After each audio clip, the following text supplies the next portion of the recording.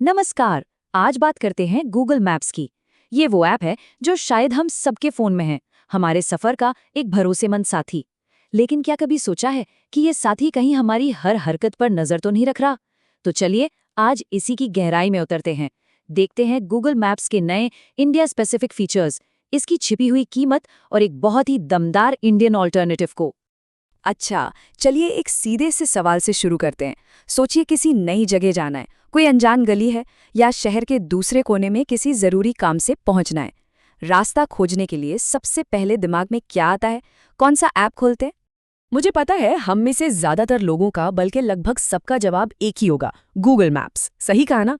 India में ये सिर्फ एक ऐप नहीं रह गया है, ये हमारी रोज की जिंदगी का वो हिस्सा बन गया है जिसके बिना अब गुजारा थोड़ा मुश्किल सा लगता है। तो चलिए अब जरा और अंदर चलते हैं। देखिए, गूगल ये बात बहुत अच्छी तरह जानता है कि भारत उसके लिए कितना बड़ा और कितना जरूरी बाजार है, और इसीलिए गूगल ने खास तौर पर हम इंडियंस की जरूरतों को समझते हुए कुछ बहुत ही शानदार फीचर्स लॉन्च किए हैं। ये जो टाइमलाइन आप देख रहे हैं ना, ये वाकई में बहुत दिलचस्प कहानी बताती है। शुरुआत हुई 2017 में बाइक मोड से, फिर 2022 में आया स्ट्रीट व्यू, और अब जल्द ही एआई वाला आस्क मैप्स भी आने वाला है। ये साफ दिखाता है कि गूगल के लिए इंडिया अब सिर्फ एक मार्केट नहीं, बल्कि एक तरह की इनोवेशन लैब बन चुका है, जहां नए फीचर्स दुनिया में सबसे पहले टेस्ट और लॉन्च हो रहे हैं। और ये चार्ट ब्रिलियंटली दिखाता है कि बाइक मोड सबसे पहले भारत में ही क्यों लॉन्च हुआ। आप सोचिए, भारत दुनिया का सबसे बड़ा टू व्हीलर मार्केट है। यहाँ जितनी भी गाड़ियां रजिस्टर्ड हैं, उनमें से 70% टू व्हीलर्स हैं।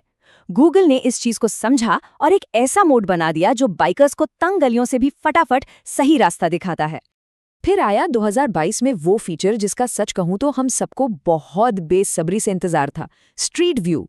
टेक महिंद्रा जैसी इंडियन कंपनीज के साथ मिलकर गूगल ने 10 बड़े शहरों की सड़कों का 360 डिग्री व्यू देना शुरू कर दिया।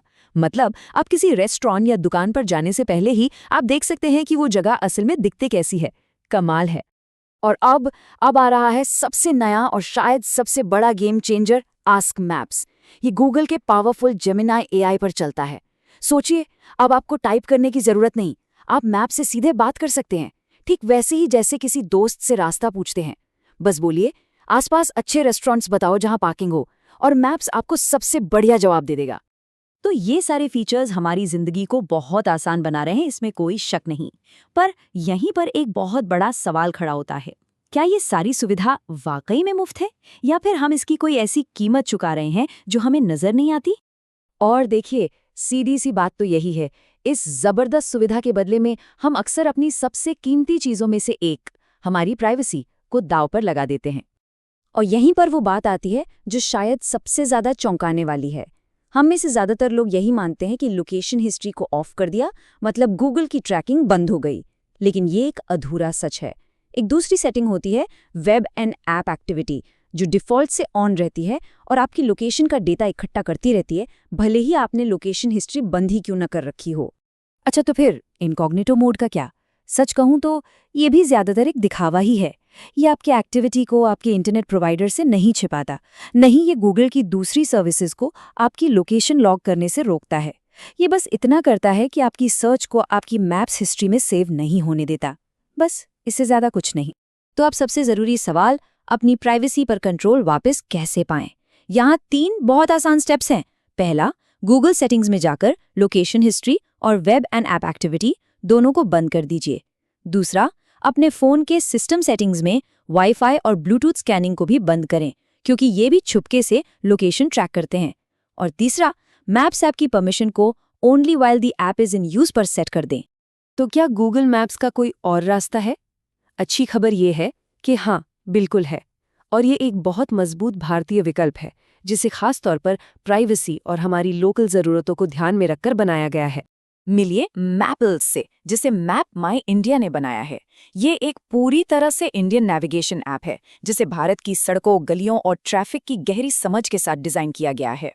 जब हम इन दोनों की सीधी सीधी तुलना करते हैं तो कुछ बड़े फर्क साफ नजर आते हैं।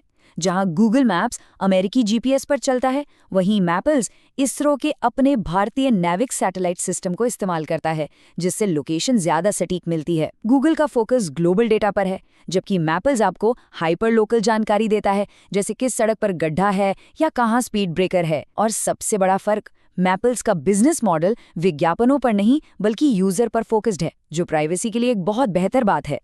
तो आखिर में बात घूम फिरकर एक ही जगह आती है, ये आपकी अपनी पसंद है। ये सुविधा और कंट्रोल के बीच का एक चुनाव है। ये एक तरह का सौदा है।